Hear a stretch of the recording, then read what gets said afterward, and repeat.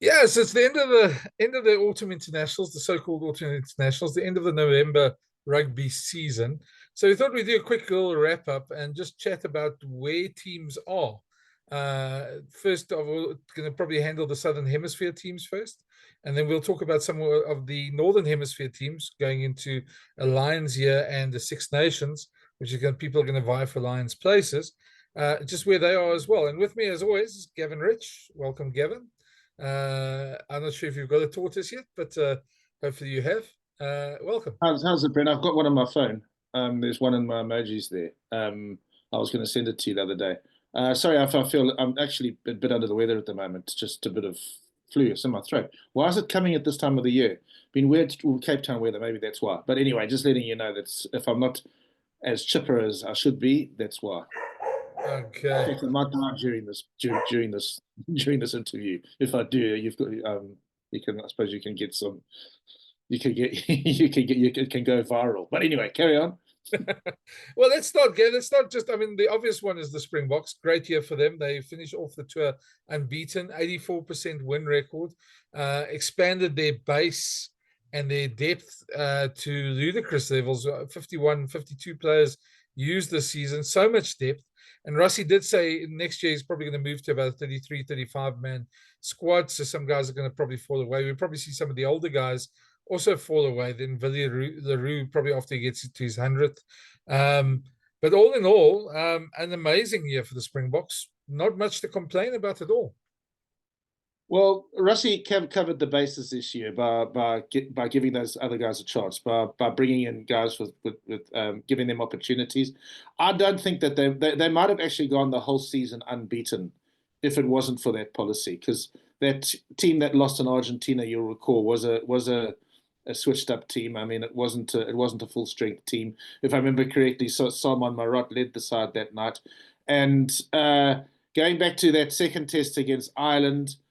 It was well, Sasha was on the bench. I mean, he'd only played a couple of minutes against Wales the previous week. Villy got injured early on in that game. We weren't necessarily even at full strength in that particular game either. So if there had been a policy of let's go out and win every single game, not that I'm saying that the Box didn't, but against Ireland in particular, obviously they were going all out for the victory there. But it could easily have, well, I mean, both of those games that they lost were only by 1 point, so it could very easily have been a 100% year, and that's a measure of how good the Box were. As you say, 51 or 52 players. I think when Jean Klein was going to be playing against Wales, it was 52, but then he withdrew on the eve of the game. So in the end, it was just 51.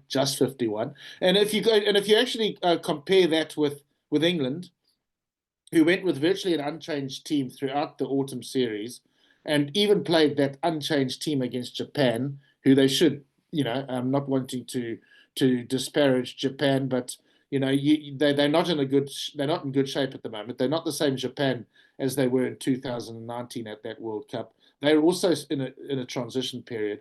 To go in full strength against Japan at your home ground shows a huge lack of bravery, if you like, lack of what Russie's got, and that's what makes Russie special. I mean, he's selected guys, as I mentioned, Sasha Feinberg and Gomazulu. He was chosen on the bench for that first test against Ireland.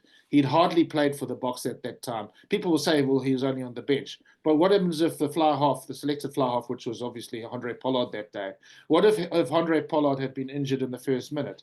Sasha would have had to play the whole game. I don't think there's too many coaches in the world who would be prepared to risk that. They would have probably gone for Marnie, who'd played more games for the Box at that particular stage, as his backup fly half that day. You compare that to even Ireland. Even Ireland, to me, didn't mix up their selections as much as they should have, considering that they've got a very old team. Okay, they've still got a game to come. They play against Australia this week, but it's Sam Pendergast played. I don't know if that was his first game that he's played, but certainly one of his first games for Ireland at the weekend. But they were playing against Fiji. If he wanted to do a Russie, I'm talking about Andy Farrell now, then you've almost got to play the guy against Australia this week as well, because that's what Russie did. Remember, Russie played Sasha against Australia away. He played against New Zealand at home. He was prepared to throw the guys in at the deep end, admittedly, but then it also holds true for Ireland. Admittedly, Russie's got a very solid base to work off. You know what he's created. He's got a double World Cup winning team, so it is easy to probably throw new guys into a combination that's got a winning culture.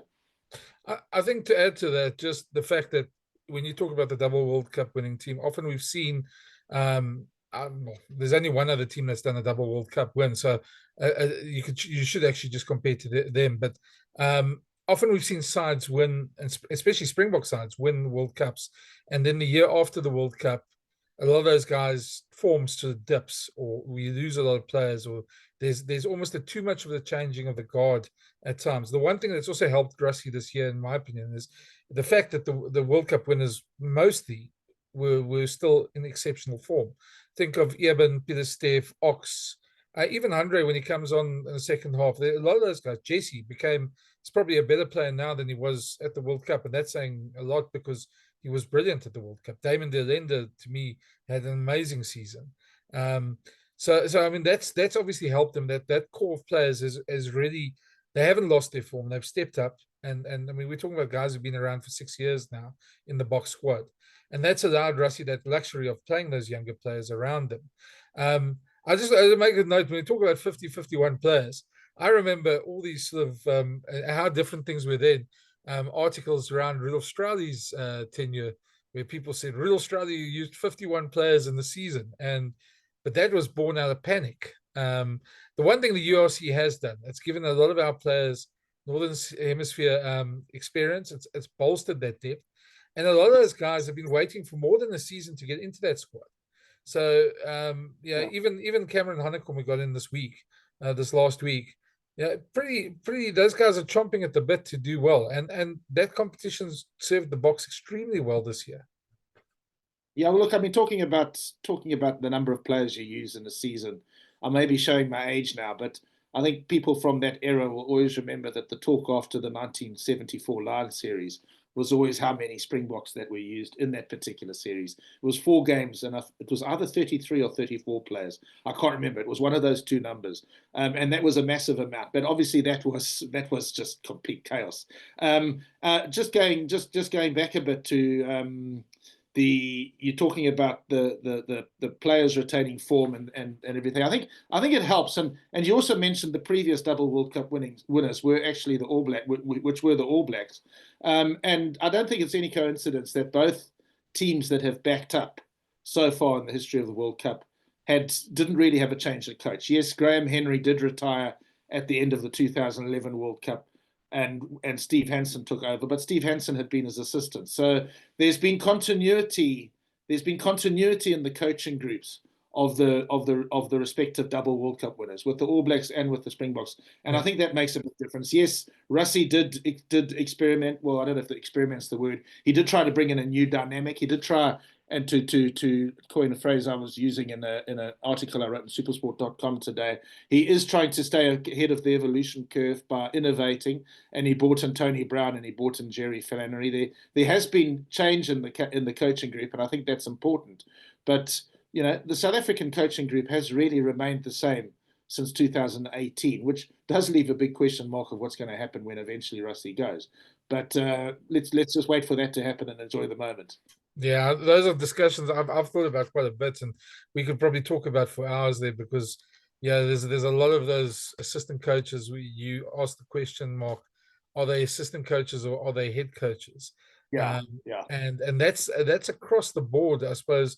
When you look at some of the URC teams as well, there's candidates, but you sort of wonder yourself, if you bring in somebody from the outside, they're going to want to reinvent the wheel and bring in their own guys. So those type of questions are certainly something in the future for SA Rugby to face, and there's always going to be a void after such a successful period. But for now, let's just celebrate the fact that the Boks are number 1 in the world, and they don't have too much to complain about. Well, you know, the name that always comes to mind when you're talking about change, the name that obviously springs to mind if you watch football as well as rugby, is obviously Alex Ferguson.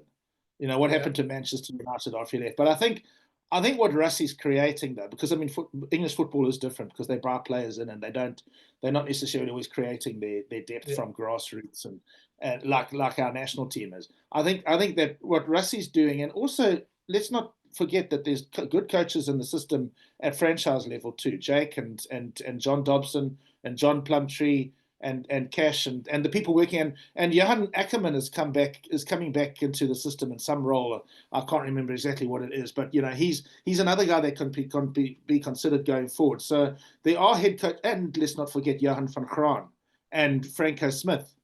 yeah. Guys who are working overseas. I mean, there's a lot of coaching options. I think they've just got to make sure that when they do eventually have to change coaches, that there's some kind of transitional period or something. I don't know. I mean, knowing Rusty, Rusty's such a freak. Maybe he'll carry on for another 4 years after this, or carry on in a director of rugby role again and bring in a new coach. I don't know. You never know with him.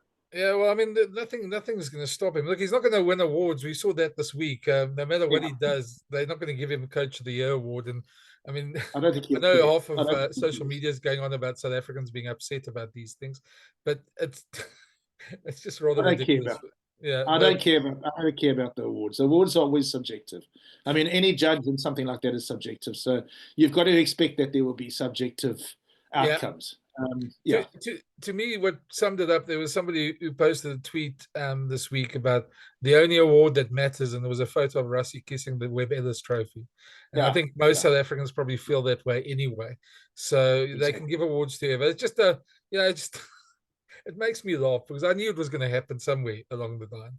But Yeah, anyway, yeah, the Boks going to this next season, they've got the one thing, there's two things that are good with using these 50 odd players. One is obviously there's a host of players going back to their franchises now with international experience, with who are going to strengthen the URC teams. The Bulls have probably been the main beneficiaries this season from that, but the Stormers are going to have to find a way of including Sasha Marnie and Damon Willems in the same backline. That's going to be their challenge. The Sharks have just got a host of Springboks, and I think the big test for the South African teams in the next phase is going to be the Champions Cup and how they do there, because that's where they'll face the superstars. The Bulls next week already face Saracens, for instance. yeah. That's where those guys, that experience is going to count for the franchises. And the other thing, the second point is that those guys, there's a number of guys. There's a Ruan Nokia, there's a Cameron Hanekom, there's an Elric Lowe pushing the other guy. I'm not actually suggesting somebody's pushing Peter Steff or even Etzebeth or somebody like that, but there are youngsters that are getting more tests. Sasha, that are really sort of over the next year or so are really going to push hard for starting spots in that team.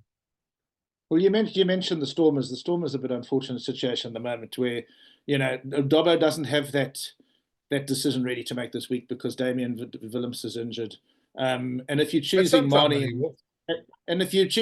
and Sasha, then you've got to go for Marnie as the flower half because he doesn't have the utility value that Sasha has. So Sasha must, to my mind, play number 12 at the weekend.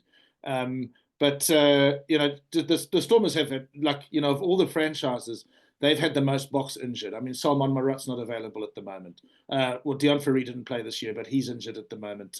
Ben Jason Dixon's injured at the moment. France Malherbe I could go through. I mean, name a Stormers Bok other than Marnie, and they're all injured. Damien Willems obviously being the other. So I mean, I think they're actually in a situation. I mean, I know we're not here to speak about the URC, but in a way, I'm quite pleased for the Stormers in a way that they're in the situation they are, because when they've got that many injuries, there's got to be like a little bit of less expectation. And I would say that they haven't lost to the Sharks since 2020 at full strength. Well, 2021 was the 2020 Currie Cup final. And that was Seal was still playing for the Stormers then, or for Province.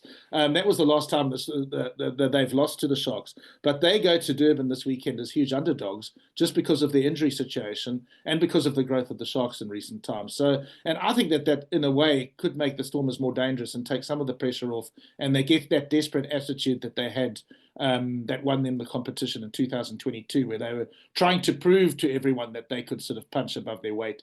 They've almost got to do that again. So maybe that's a good thing. But it's going to be very interesting watching URC in the next couple of weeks, and Champions Cup when it arrives. Yeah, yeah. Well, let's move on to other teams. Otherwise, we can talk now for this about the Springboks. You mentioned it in your piece the other day on SuperSport. The one good thing for the Boks is that they're not, there's a chasing pack, and other teams have improved as well. Start with the All Blacks. I think they've had an up and down season, but ended the year very strongly despite losing to France. Still also wonder how they lost that game, because they seem to have it in control and then just lost it by a point at the end. But also a 1 point loss is not the end of the world then, but they've really improved. They've got some great players coming through. And yeah, they certainly next year, those two tests in New Zealand are certainly going to be huge ones to watch. And then the tour of the year afterwards. It's not just that the All Blacks have improved and are showing growth. It's where they're showing growth. The quality of their scrumming and even their other aspects of forward play has gone through the roof. And that's, I've always sort of, I remember talking to you before the game in Cape Town when the Springboks played them in Cape Town. And I remember I was quite bullish. I said, I think this is going to be more than a score. And I based that on the fact that I thought that the Springboks would beat them up at forward like they hadn't done in Joburg the week before. And I thought that our forwards the Springbok forwards would just be too good for the All Blacks. They weren't. Well, they were on the day, but they weren't that much. And the All Blacks are improving. And if the All Blacks get the forward aspects of their game right and can match a team like the Boks physically, then they're going to be very hard to beat. I don't see. I think I wrote a piece in SuperSport a week ago saying that everybody is talking about the top four being South Africa, New Zealand, France, and Ireland. I think that there's a top three now, because I think as you say, the All Blacks should have beaten France. I mean, they had that game in control. I thought the referee made some appalling errors in that game, and the TMOs.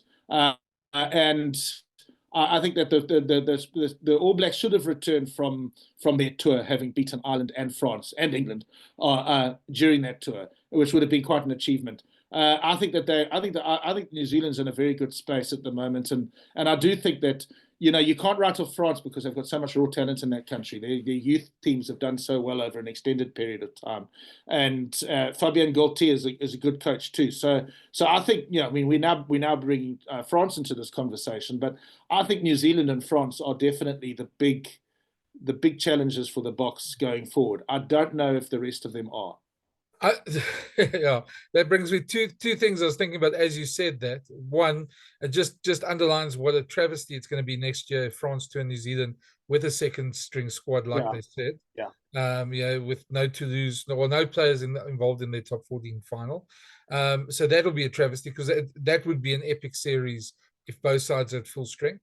And then secondly, when South Africa are going to play France again? I mean, we spoke about it offline a couple of weeks ago.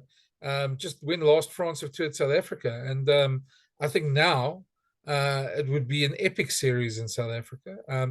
Not only because many of that French squad have never been to South Africa, and many of that French squad, and Antoine Dupont for one, doesn't play in the Southern Hemisphere. He's played 32 minutes in the Southern Hemisphere in his career.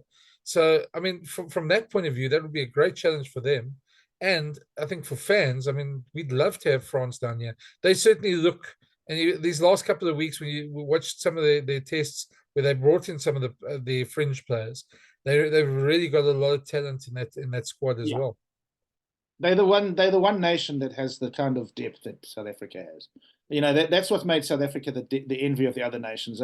They almost are emulating that whole Leinster model where we say in the URC, or doesn't count anymore because they don't win anything. But there was a stage when Leinster's second team was sort of considered to be the next best team to Leinster in the URC when it was the Pro 14. And the Springboks are moving towards that. And the only nation that can really match them in that possibly is France, because they do seem to have a plethora of young players coming through. So I think that, New Zealand, obviously, we all know New Zealand's a great rugby nation. I still think that they're going to suffer from from South Africa not being part of Super Rugby. I think they've made up a little bit of ground recently, but I still think that just playing against Australian teams, I'm still not really that sold on the Australian revival.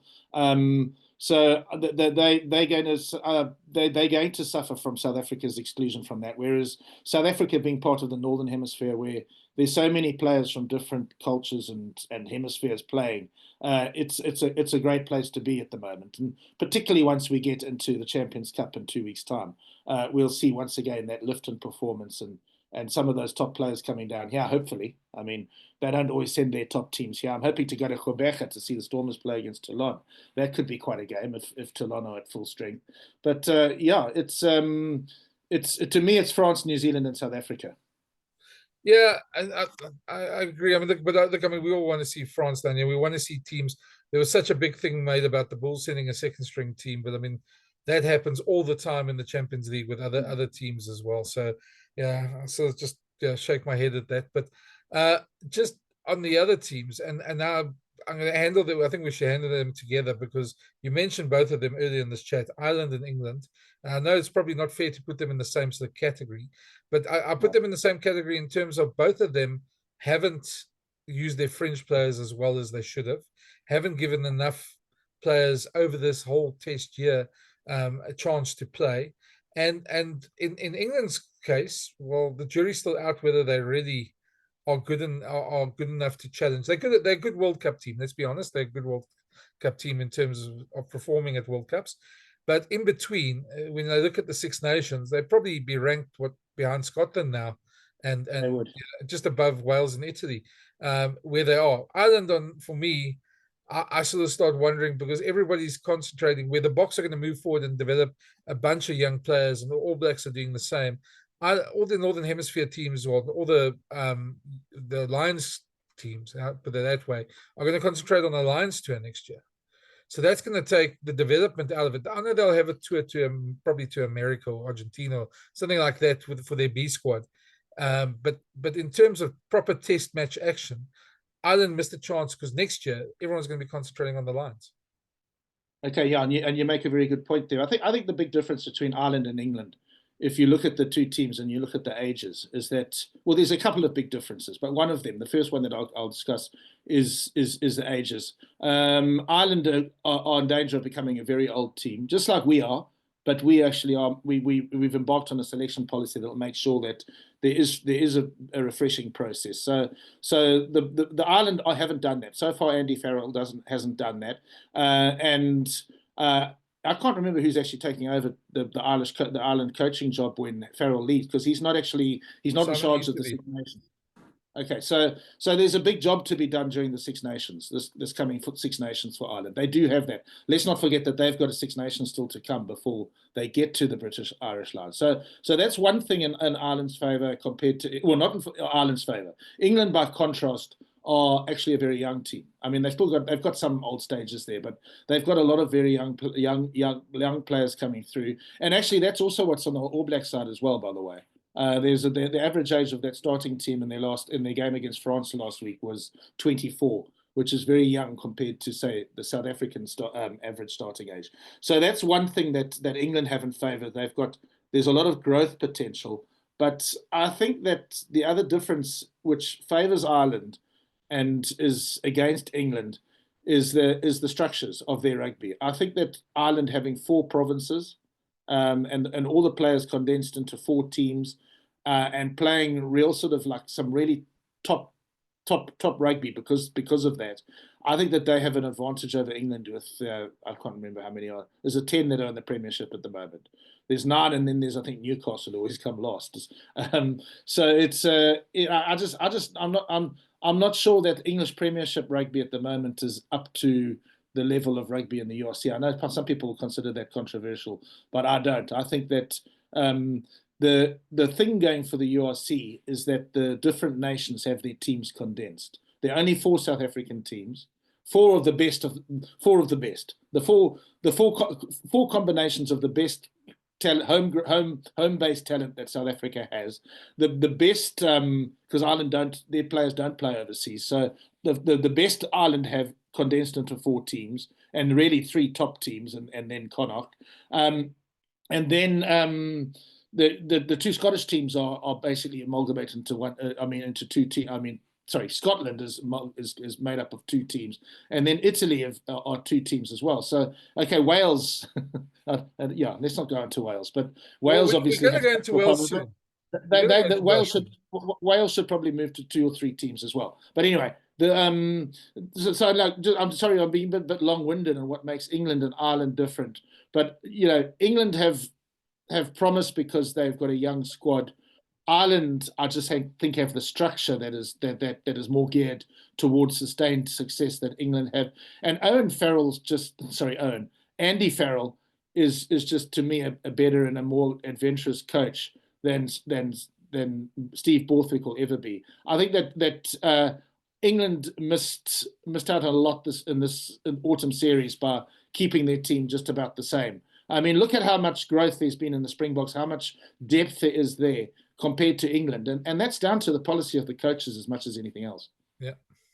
Yeah, Rossi's been extremely brave in that. And I mean, I think the last 2 teams we must talk about is Italy and Wales. Now, I chuck them in the same basket because Why don't you like Scotland? Huh? Oh, yeah, sorry. And how can I forget Scotland? Sorry.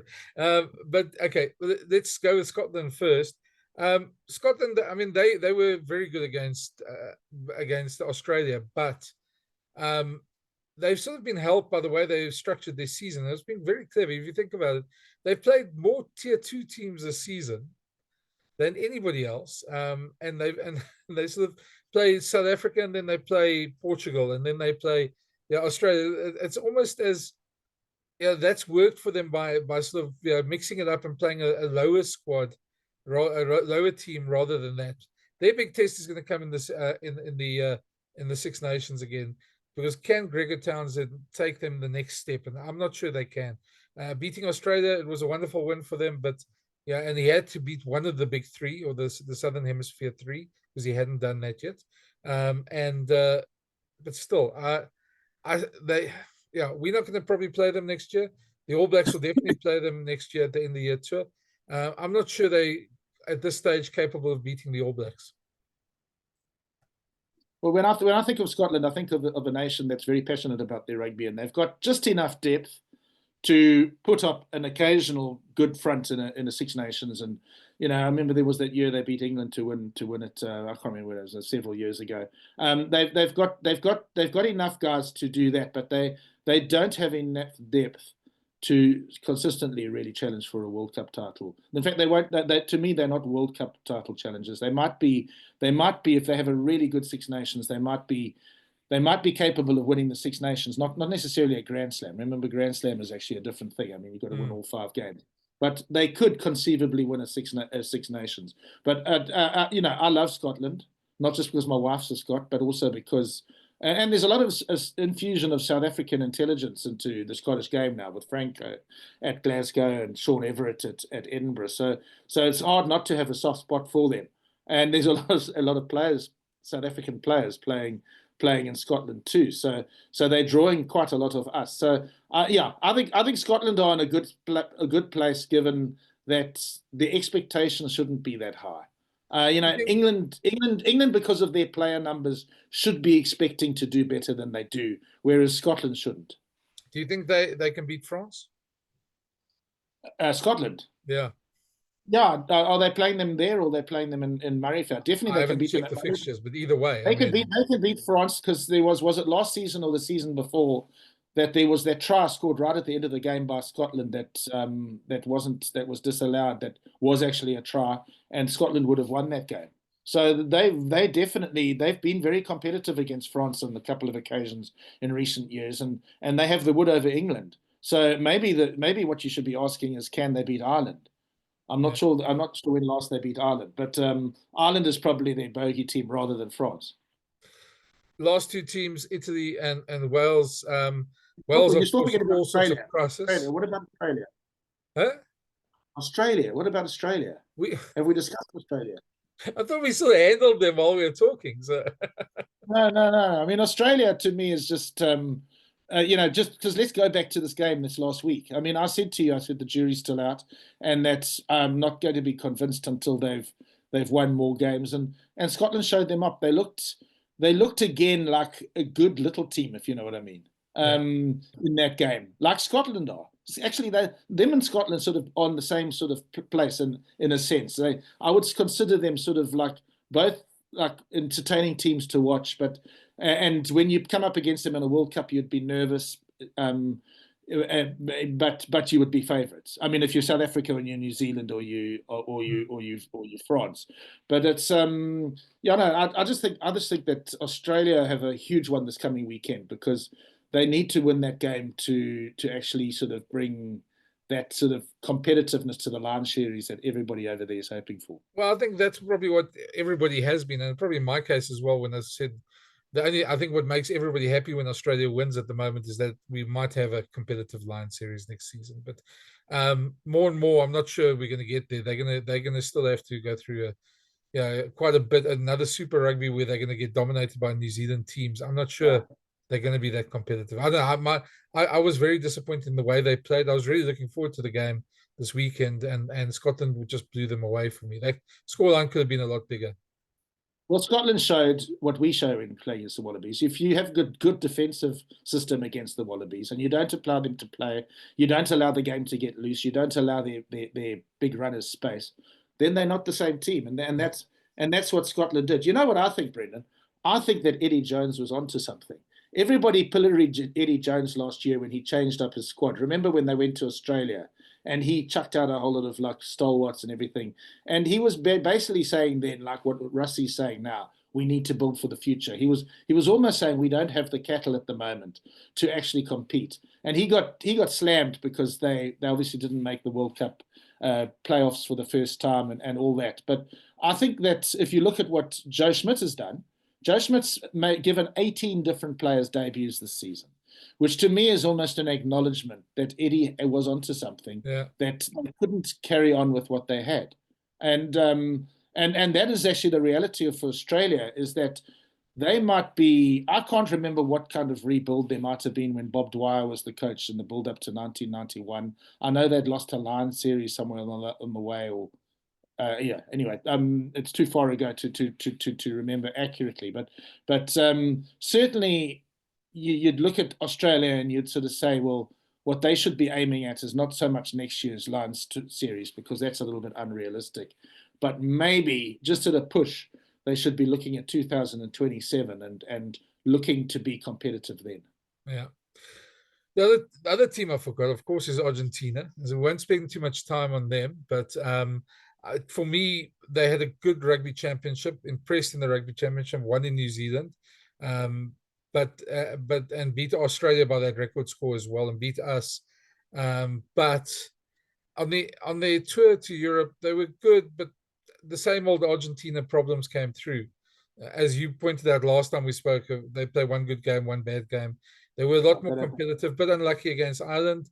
But they've taken a step forward, but not as a massive one to me.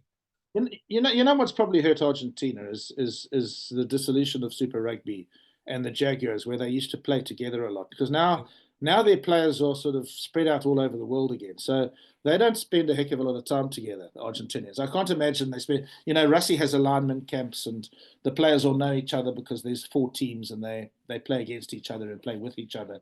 Whereas with Argentina, it's like they spread to the full world. I mean, you look at the Scottish teams. They've got what's the wing's name? Cancellieri. They've got people like Baffelli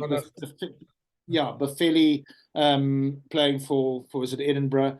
You've got all those Argentinians sort of spread out all over the place. Montoya playing for Leicester Tigers. It's we've got lots of players spread out all over the place as well, but we've got a core of players at home, and we've also had a core of players for a long time. I don't know if Argentina are looking to freshen up at some point. There's some guys there that have been there for a long time, but it's I know they lost Augustin Creevy finally this last season. He retired, but now Argentina, look, they've played in a couple of World Cup semi-finals, and I think that's their level that they can aspire to. They can probably get there to get there again. It would usually require them to have a sort of easier route to that semi-final, like they did this year. If I remember correctly, they beat Wales to get there, didn't they?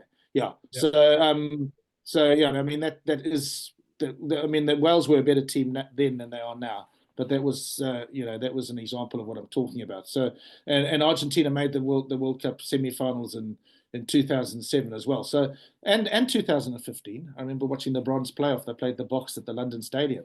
They it's you've got to look at Argentina and actually sort of say that what they actually need to do is win a major trophy at some point. Yeah. And then people will take them seriously. And they had their chance this year. They were effectively playing in a sort of final when they played against the Boks and now Spain. I know the numbers were against them, but they did have a chance. So they got closer this year because let's face it, the Rugby Championship is probably tougher than the World Cup. And why I say that is because you've got to play against New Zealand and South Africa twice each. You don't have that kind of tough passage through. And if Australia are doing it better, it becomes an even tougher competition. Argentina's I'm going to start cutting you off. We've got a minute left. So final word from me on Italy and Wales. Wales in disarray. Italy, to me, the biggest disappointment of the autumn internationals. Wales, we expected to do badly, but Italy, I expected a lot more of. You've got 30 seconds. Man? You've got 30 seconds if you want to say something. No, I would agree. There's nothing much I'm going to say about Wales. I don't think that Warren Gatland's the problem. I said that last week.